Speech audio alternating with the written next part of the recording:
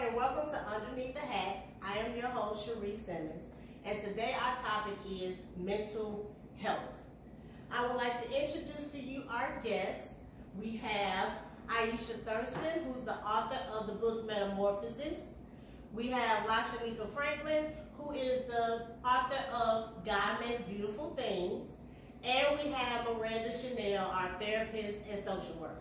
Welcome, ladies. Thank you. Thank you. Thank you so much for being here. So let's just dive right in.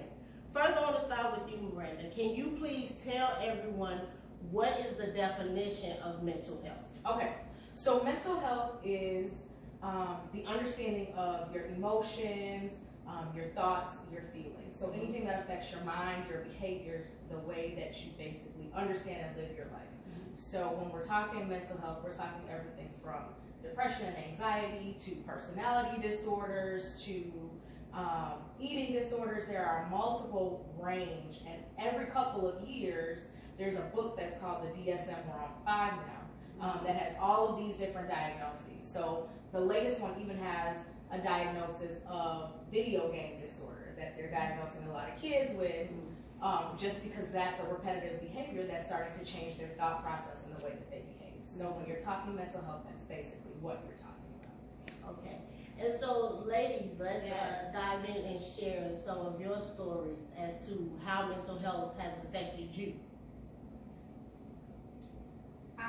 Well, I guess first, I think that I'm Black. And so, because of our history, our being Black people, our history, mental illness affects us because we have no solid and positive attachment to our existence. So where we're from has always been a question. Where our people are from has always been a question. It's really hard for me to say I'm from a continent. Okay, I'm from Africa, but where? It's like saying I'm from Chicago and I live in Rosemont. But because of that, then it rolls into an identity issue. And anytime you have an identity issue, you have a mental concern. So personally, through that framework, and then having a history of dysfunction within my family structure, also led to my concerns and my struggles with mental health, and then my personal experiences. So experiences with childhood sexual abuse, of course, framed me had an even stronger part of my framework in mental illness, specifically with depression. And then later on in life, struggling with domestic violence furthered me down that path.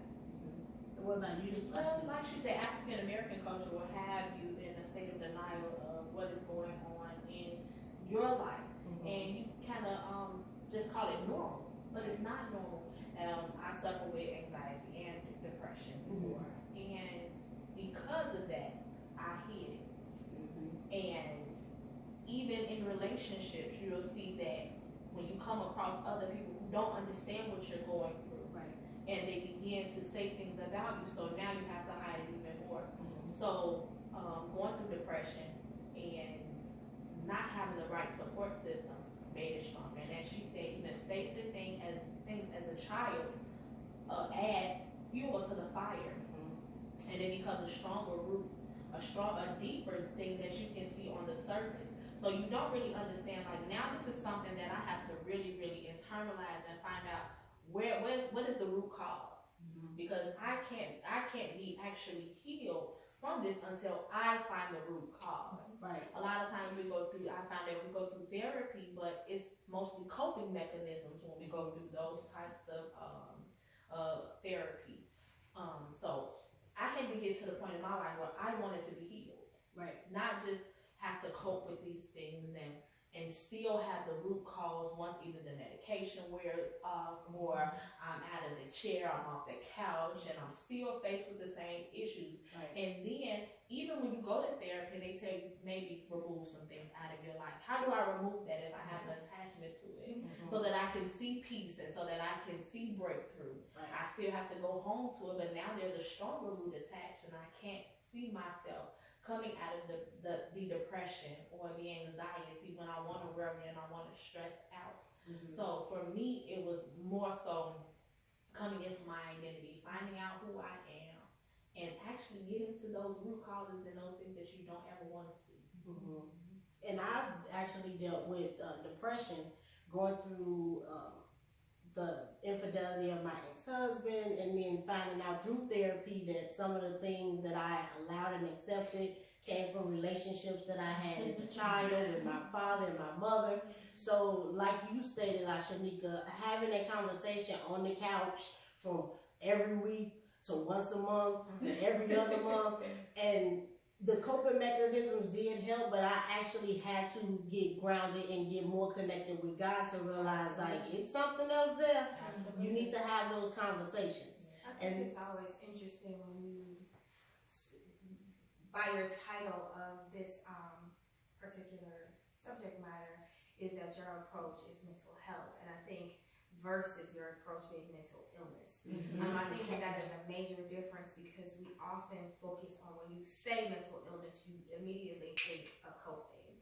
How do I handle this? How do I live with this? How do I face this? How do, am I going to therapy? Am I getting the help that I need? And things like that, versus your approach being mental health, which means that there is a way to overcome that and remain healthy. So I'm glad that you focused, you're focusing this conversation, or even titling this conversation mental health. I think it's very important. What you both spoke about is the coping mechanisms, and I'm sure you can speak to this, but the coping mechanisms, when I initially started therapy, it was because of my sexual abuse.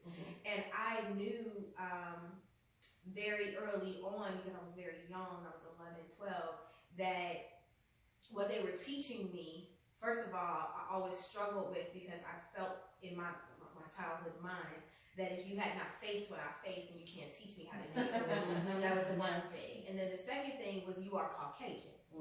And you don't know that I have to go back home to poverty, dysfunction, domestic violence, hood people. I got to deal with all of that. I have to deal with all of that on a daily basis. So trying to, a person that is dealing or facing with any mental illness issues, trying to live every day and heal every day is the hardest thing ever. How do you use your 5, 4, 3, 2, 1 coping mechanism when your baby is crying? Like, when you're trying to figure out, do I want to stab you or shoot you? Shoot myself? Kill all the kids or just one? Like, what do I, when you can't get out of it? I've spent 2 weeks, I tell people this all the time, I spent 2 weeks where I had slipped so far into depression that I spent 2 weeks in my bed. I slept 22 hours a day. And I was gone. I did not eat, I did not drink, I did not shower. I used the bathroom in my bed. And then at one point, you get so dehydrated, your body don't want to do nothing. So I just laid there. How do I didn't feed my kids. They were at their dad's house, and I kept them away. I didn't answer the phone. I didn't go to work. I didn't do these things. And you go so far and so deep that when you are really, really deep like that, you can't live. You can't do the rest of life. And that's when I think health, that's why I'm glad you are framing it back to my original point around health. Because we have to figure out a way to get and remain healthy and not just live with mental illness. You don't have to live with mental illness. You don't have to. And I think that too, naming it that as well is good, because we don't have enough accountability. We don't have enough help, partnership to help us through the transition from hurt to heal. Because even with mine manifested more relationships, because I looked for comfort, I looked for acceptance. So even through my marriage, this is where I really began to become medicated, because I was not supported. Even, again, coming from our culture, you feel like, I always heard, even from my ex-husband, it's something wrong with you. Even though he knew what I was going through, I tried to tell him as a partner to say, this is what I'm faced with. Either help me through it, but it only added fuel. It only added more. And then we put unknowingly and not with malice. You get so deep in it, trying to live, right? That you will put or ask for the other person, whoever that other person may be, to help you be responsible when they don't know. And And they have their own issues. Absolutely. They are not capable. Even sometimes your therapist, I'm so sorry, can you hit my phone? It's in my purse. Even my therapist, you just cannot. I was so glad for my last therapist. She was like, I'm surprised that you're not walking down the street babbling. I don't understand. She was an older white lady. And she was like, I don't understand how you are even living. Like why aren't you locked up somewhere? But a part of that is because, and you said it in the beginning, you're a Black woman. So coming into mental illness or mental health or however it is that you want to frame it, there's a different perspective in being a Black woman carrying what you carry and being anybody else in the universe. Right. There is no other species of individual that has the expectation that is placed upon a Black woman. And so that is why a lot of times we struggle, because we're expected to take care of the house, take care of our kids, drink enough water, eat enough food, get enough sleep, make sure your eyebrows right, and don't have a nervous breakdown in the middle of it. And don't forget about your man. Exactly. Take care of him every time, all the time. Everything that's wrong, which And is true. And carry him if he needs to be carried. Now, in the midst of that, you're not allowed to break. And that is an unrealistic expectation for anybody else in the world, unless you have a certain amount of melanin in your skin. And so, oftentimes what happens is that as little Black girls, we're missing something. Multiple somethings. You know what I mean? And so we learn as little girls how to figure it out. And then we become adult women who never got enough put into us as little girls to be able to stand as women. And so we struggle with anxiety and with depression and with self-esteem issues and with eating disorders and all different sorts of things as children that isn't treated, because ain't nothing wrong with you. Right. Why you always crying? What you scared of? He not touching you, but mommy, I don't want to hug him. Go give your uncle a hug. These are all signs that your daughters are telling you something else is wrong. But culturally, we don't deal with them. You okay? Ain't nothing. Go on in the room and play. But you don't know what's going on in the room while you sending me on in the room to play.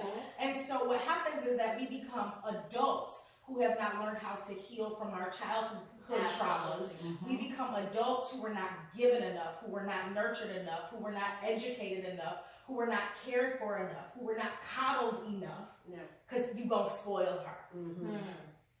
Well, I deserve to be spoiled. I'm 4. I'm 6. I'm 11.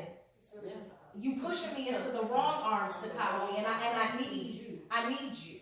And so the alarming rate is that as adults, children who suffer from depression and anxiety, that number doubles as an adult. Yes, it does.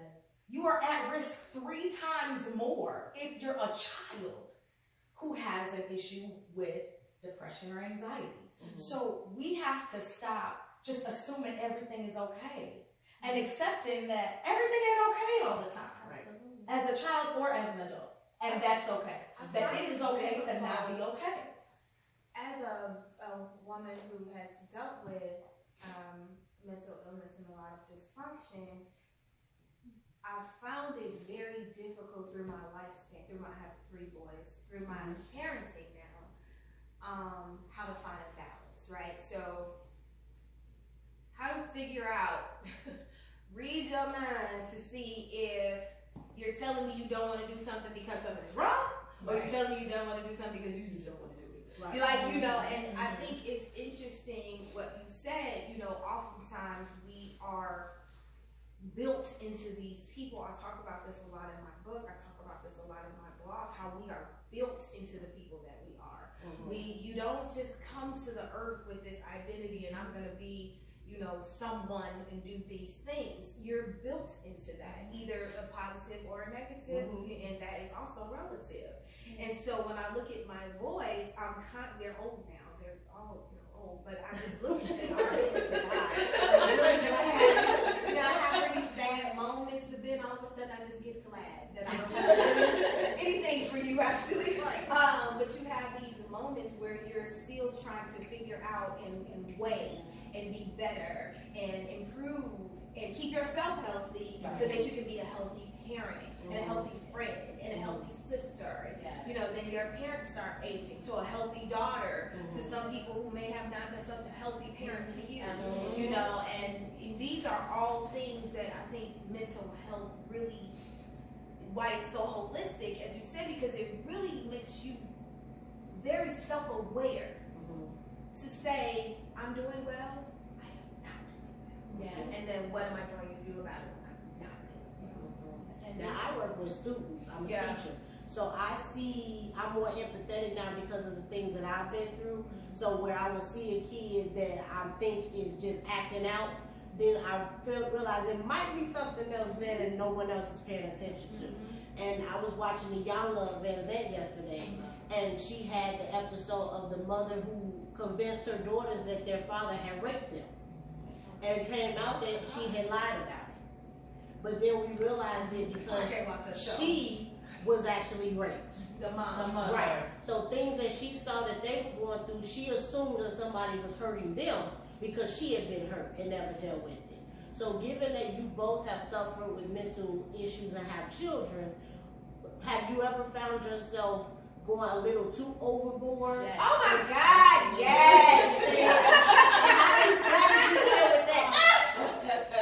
Especially coming from my background, I come from what's called baby mass molestation. Then you have the generational curses of molestation. What do you mean mass molestation? So I was molested by different people at different times. Okay. It was it started off as a friend.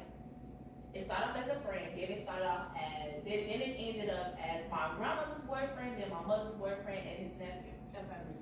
So I had to realize that even when it happened to me, nobody really wanted to really say that happened. Nobody wanted to fess up to the truth. And then you grow up with the stigma, what goes on in this house stays in this house.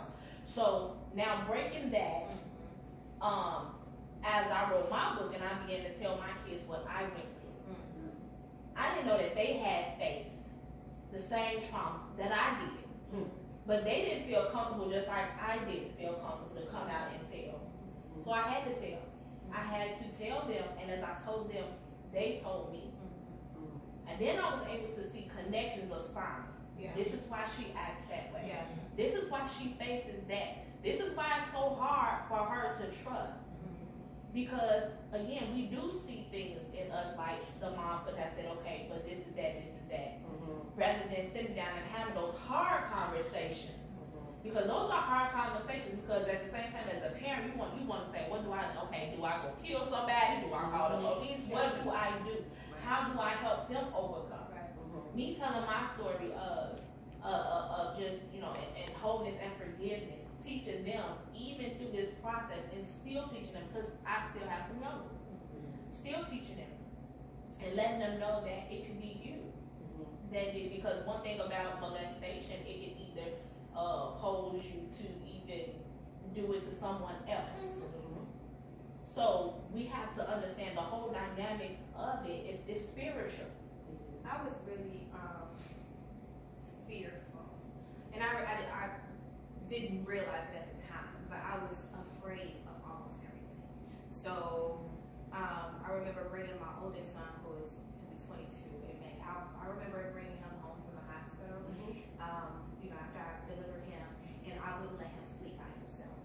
I stayed up for probably 5 days in a row, and I just held him at night. I was terrified, just an irrational fear that someone, not only were they Spider-Man, okay, they were gonna climb up the side of the house to my bedroom and take my son. And it was just like, why do you think this? Like, really, what is making you so afraid that you think somebody is going to climb up to the 3rd floor of a house to take your child while he's sleeping next to you in bed? And so that was one thing. I remember also with Christopher, who was like a all-star athlete.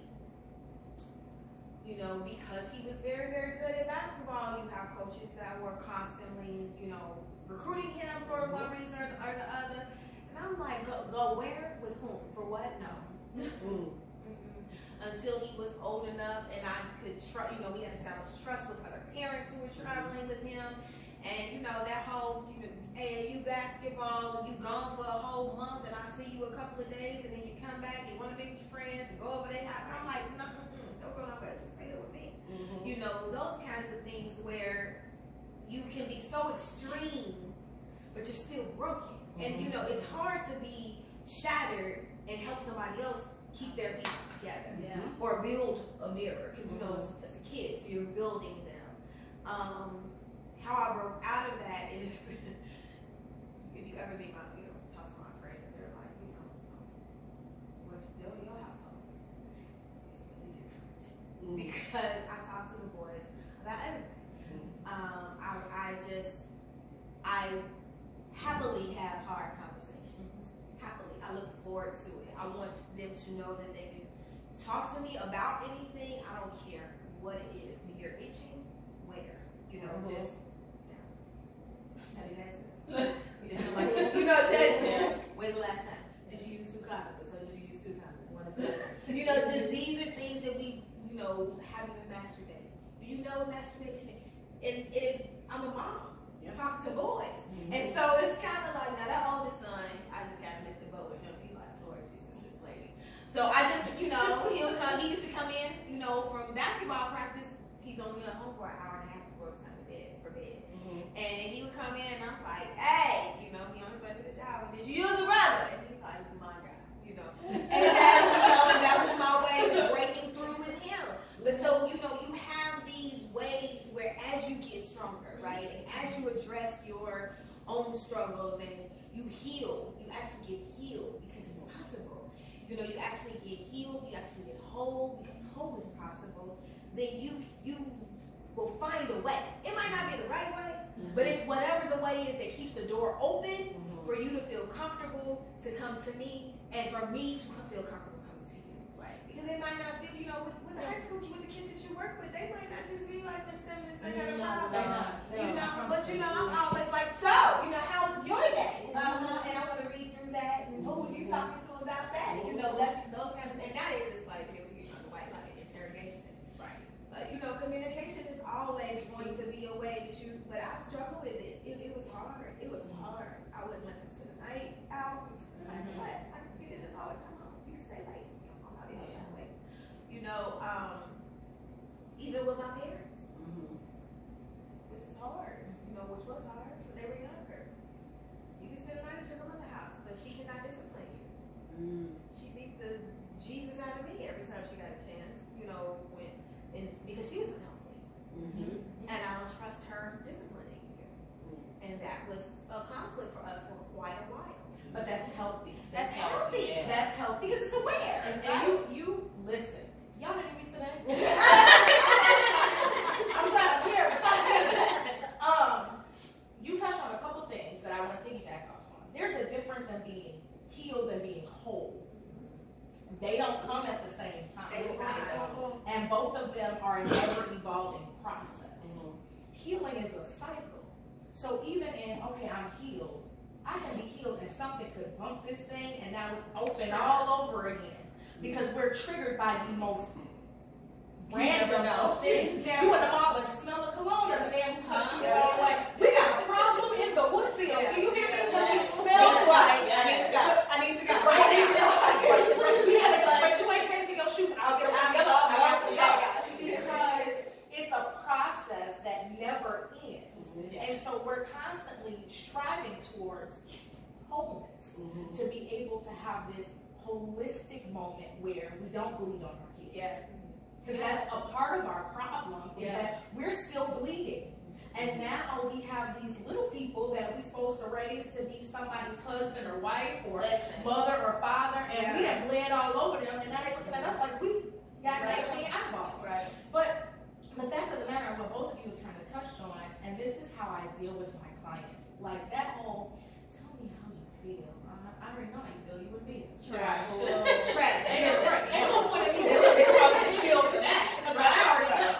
That's how you got here. That's why they're paying. My issue is that oftentimes when it comes with mental health and mental illness and dealing with ourselves holistically, because you gotta touch all the parts. Right. We're not just gonna touch on what you're thinking about. Yeah. I need to know what you're doing. Yeah. I need to know what you're thinking. I need to know what you're saying, what you're eating, where you at, where you going. Yeah. Because all of these things feed into the individual that you are. And is that individual the same individual everywhere you go? She not. She not. So we can fake it and be great at work and all these places and then go home and get back in the bed and don't get out till it's time for us to go do it again the next day. So conceptually, what I do is I look at every individual like an onion. Yeah. You know what I'm saying? So we're gonna peel through all of this stuff. Okay, you mad today? What you mad today for? I understand we got 37 more years to go back through. But let's get to what you're mad today for. Because underneath your anger is hurt, is embarrassment, is fear, is shame. You know what I mean? It's guilt, it's all of these things. And so if we don't address all of these things, you walk around like the angry black woman, but in reality you're damaged. But I am angry, and I'm, you know, And you can be. because here's the thing. I think I'm glad you said that. I think that first of all, let's go back a little. One way I knew I was whole is because I stopped being triggered. Right? I used to be mad. I have one of my gifts is smell. So and not just naturally, but like spiritually, I can smell all kind of things. And I remember my father, who was my first abuser, the smell of him.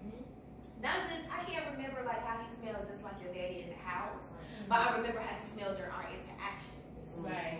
And so I would have to swallow deeply going to the gym or when a lot of men's endorphins are being released because it's the same type of smell. And so I was just like, you know, shake it up, girl. You know, and then I remember other memories through my life that are attached to a smell or attached to a song. Will trigger me in it, you know. So eventually, after I submitted my whole self to God, and my healing journey was complete, my wholeness journey began, I stopped being triggered. And so now, when I got to a point where I was like, okay, God, I tell this story all the time. My father abused me from the time he started grooming me at 6. He didn't stop until I was 11. We had full-fledged sex. My mother got him arrested. My uncles wanted to kill him. Long story. My mom he went to jail. So he went to jail for 3 years, but my mother never broke up with him. So just right after, you know, while I'm going through therapy, here we go with the coping and the living, right? I'm going through therapy and trying to fix my broken. I was going to see him every 2 weeks in prison with my mother on the bus. And then he came home and lived with us. She took him back. And so then when he raped me, and I broke for real, because then what you thought you had, you know, crazy glue together or scotch tape together or duct tape, you know, black people love duct tape together. Now it's forgetting. You know, I'm not trying to put anything together. I'm just trying to see how long I can live on earth. And then these dysfunctional patterns started my life that I triggered because that I had control of and started myself. But then, you know, after time and after domestic violence, 2 marriages and all this kind of stuff, my boy's getting older, and I really realized, you know what? I'm the only one that can control my healing journey. Yeah, absolutely. Not a therapist, not a pastor, not a church, not a mentor, not a people, not a nobody, not as much as they love me. No, you know, no bad intentions. But I have to choose what I want in my life. And so making that choice for me was total submission to God. Absolutely. So after I went through that, and then I went through the wholeness journey, I was going to church one day, and it was just on me, and I'm like, it felt like this like, what is this? Like, why is this on me? You can't get off. Okay, God, what is it? And it was my dad. He was talking to me about my dad, and I'm like, okay, this is what we gonna do, because this is how I talk to y'all. I talk to y'all. Just like I'm sitting here talking to y'all. It's so funny. My son's like, I didn't know if you were on the phone or if you were praying. I don't want to live like this anymore. I don't hate him. I don't have anything but love regarding him. And I don't even fully understand him, but I'm going to roll with it because I'm supposed to love him. That's my daddy. But your Bible says to honor him. And that's all I kept hearing was to honor your mother and your father. Period. And I'm like, why are we going to put a period? What's with the period? Because it's a sentence. honor them if they didn't do, just honor them. And so I'm like, okay, well, they're both crazy. How do I honor them? I have something to honor them for. How do and like literally, and I wasn't even looking for the form because I didn't want to make it him. I didn't want to make it on him, on my daddy. I wanted it to be me because this is the word that I eat. And God kept telling me either you're gonna eat my whole word or you can't eat none of it. You can't pick and choose what you get to go through. So I said, okay, well, how do you want me to honor him? And he's looking. I feel like he was looking at me like, well, how do you want to honor him? It's really up to you. And I said, well, okay, this is what I'll start with. I'll start with calling him. I won't let 21 days go past without me checking on him because he doesn't live here, and where he lives, he's on his own. And I don't want him, he eat pork and blood pressure, And so I just started really with, hey, what's going on, Daddy? And he loves to hear from me because he walks with all his shame and guilt. So just the fact that I talk to him is amazing. And I said, well, first of all, is my name the only name on your as your beneficiary for everything? Like I just feel like recompense is mine. And so and so we laugh, and that breaks the ice for me, and that built, how much pork have you eaten this week? How's your blood pressure? When's the last time you've been to the doctor? He's not an old guy, so the last time you've been to the doctor, he's also a very violent guy. The last time you got into a fight, cut somebody out. Are you being healthy enough to last? Well, I don't have to come get you from jail. Like I'm not driving up there to come get you from jail. Call your people. So that built to now I can have lengthy, guarded, boundary-based conversations with my father. Where you do not ask about my children except to see if they are alive and how they're doing. They're well. We don't send pictures back and forth. I never have to lay eyes on him for the rest of my life except to pick up my check. And marry you or whatever you want me to do. I don't need to see him. It's completely fine. I don't hate him. There's no negative nothing. It's just that's the boundary. That's the boundary for me. And so that's when I knew, hey girl, you a hoe. In this space right here. Now I know about everything else. But in this space right here, you're a hoe and we can move on to everything else. Yeah. Which was my mama. One thing at a time. One thing at a time. My healing process a little bit different. I had maybe an Abraham experience. Come away from my family for a while so that I can heal because sometimes when you're still in that same environment, you still get the same thing. So you could put a Band-Aid on the wound, but as soon as somebody says something, now it's open again. So I had to come out. My family did not understand coming away. They didn't want to accept that. My mom felt like I hated her, like it was just the end of the world. But it was not that. I had to do that because God said you have to come away. So then you can go back. And God did say, honor them, but what can you honor them for? Okay, I can honor about you being the vessel who brought me here. So now and with the boundaries, even though my mom don't know boundaries, some boundaries I still am able to say to control me and cut a conversation short or move around. And even with the offenders, I knew I was whole when I was at my old job and I bumped into my offender. Ooh, girl. Surprises will tell you the truth every time. Surprises will tell you the truth about yourself. I was after going through my process with God, I was literally able to smile and say, "How are you doing?" And he looked at me. He even asked about how my mother was doing. I was able to say she's good and walk away. And I felt, and the only thing I could do was praise God because of that. Because I'm like, I could have never done that on any occasion to see the person and to know that this is one of the issues that broke me and my mom connection.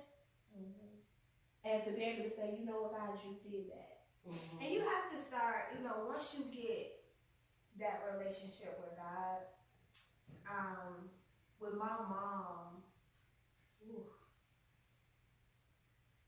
I remember a day where I cried like my mother had died, and I couldn't stop crying, and I didn't even know, it just was a deep gut-wrenching, and I only know what it is because I haven't had a lot of people close to me die, but when my grandmother died, I cried the same way.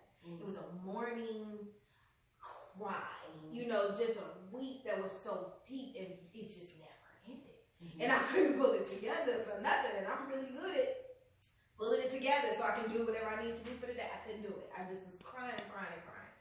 And I think, or I realized after time that it was because I finally started to see my mother as a person. Like, not my mama, but she was, before she was my mama, because I'm her oldest, she was a person. And she still is a person. And there are things that built her, that made her make the decisions that she made regarding me, and regarding my sisters, and regarding my dad, and every other, you know, so to speak, bad decision I can put on her. She was built into that. And so when I see her as a person, it moves me to compassion and keeps me in a level of forgiveness of her. And then I saw her mental illness. Well, I just didn't, you know, in my mind it was cut and dry. You a bad mother because you did so and so. And I had never even thought about her in the process. I would not let myself be angry with her or anything because I protected her. We were in this thing together. My daddy was a bad guy. And then I realized, like, wait a minute. Let me pull the sheet back a little bit. Wait a minute, girl.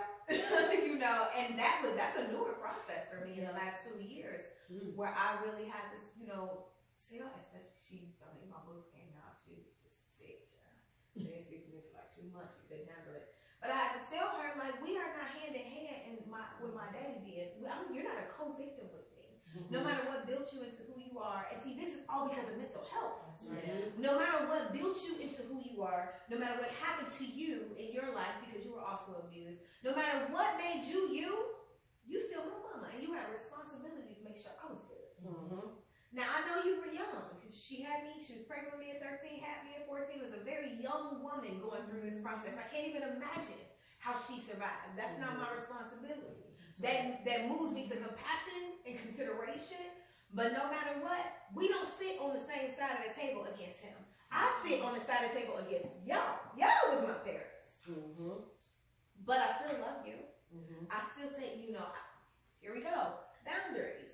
I still have to make sure that I am healthy enough in this day, in this moment, because you'll think you are, and then something that happens, and you're like, you know what, girl, I need to start all the way back over to square one. You know, that I can handle what I need to handle to be well with you. And if I can't, I just won't answer my unlimited call plan that I pay for. I love it. I know that's You know what I'm saying? It's just very easy for me because I own a house, so I have keys. And if I don't feel like it, or we sit there together, you know what? I can always go home, girl. Like, I love you so much. And that's with everybody. You know, where you just really, if you realize that you have been through mental health, and you get on the other side of at least one part of it, that's all you need. Is one thing to give you an example of the faith that you need to pull you through the rest of it, because then you know, okay, we can do this, guy. As long as I got you, I can do it. I can do it. That fear has been broken out for me. Now I ain't scared of nothing, which can almost be a little scary for other people. But once you get